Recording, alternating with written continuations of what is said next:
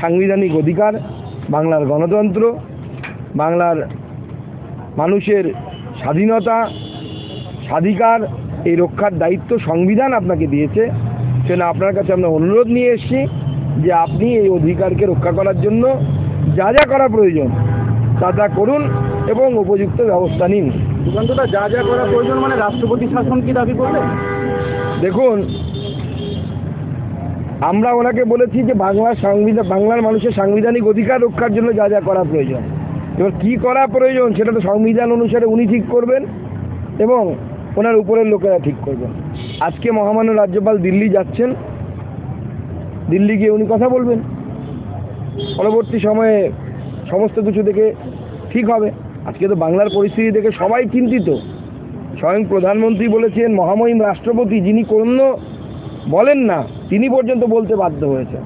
একজন senior advocate supreme কোর্টের, যাকে গোটা ভারতবর্ষ চেনে, যিনি বলেন যে আমি প্রথাগতভাবে বা নীতিগতভাবে 356 ধারার বিরোধী, কিন্তু মনে করি পশ্চিমবঙ্গে এমন একটি রাজ্য সেখানে 356 ধারা হতে পারে।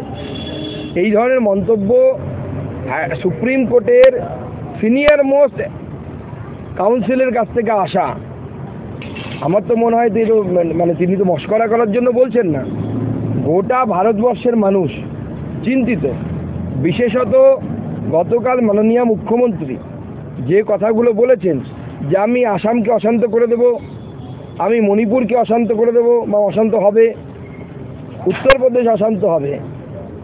আমি গতকালও বলেছি, আজকেও বলছি, আমরা মাননীয় মুখ্যমন্ত্রীর এই সমস্ত কথার মধ্যে বাংলাদেশের জামাতের এবং ছাত্র শিবিরের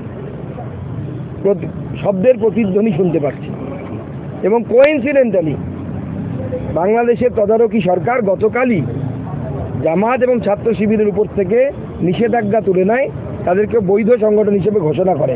এবং গতকালই মুখ্যমন্ত্রীর এই ধরনের কথাবার্তা, যে কথাবার্তাগুলো জামাত এবং তার ছাত্র সহযোগী যে ছাত্র সংগঠন, তাদের কথাবার্তার মধ্যে মিল পাওয়া যায়। এবং আপনারা জানেন জেএমবি যে জঙ্গি গোষ্ঠী আছে, তাদের সাথে জামাতের যোগসূত্র আছে বলে এই ধরনের অভিযোগ আছে।